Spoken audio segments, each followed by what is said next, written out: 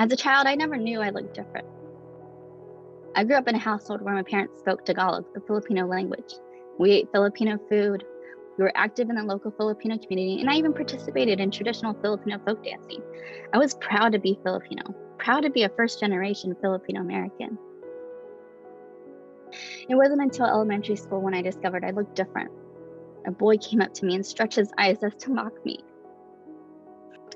and ridiculed me, saying, "Tanya's mom is Chinese, her dad is Japanese, and look what they did to her." However, it was serendipity that a book entitled Eyes That Kiss in the Corners was recently released. Now I can reflect with pride because I love my eyes.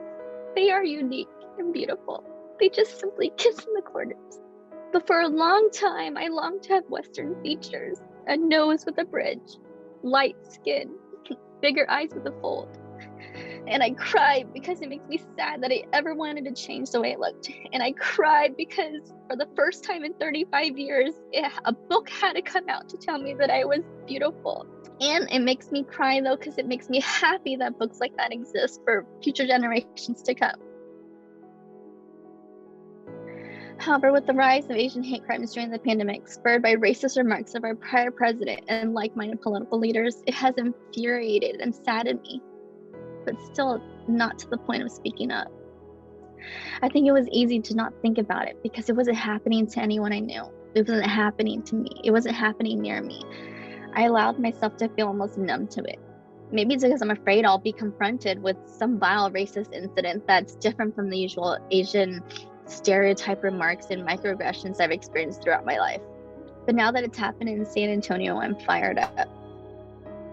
I went to go visit my mom last weekend.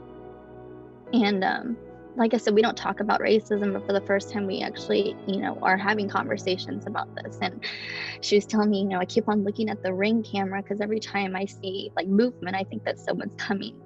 And she's scared in her own home. Like that makes me really sad because they've lived in San Antonio for several years. This is not okay.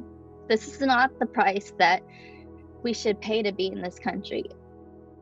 We hope this does encourage more conversations because that's the first step in combating racism.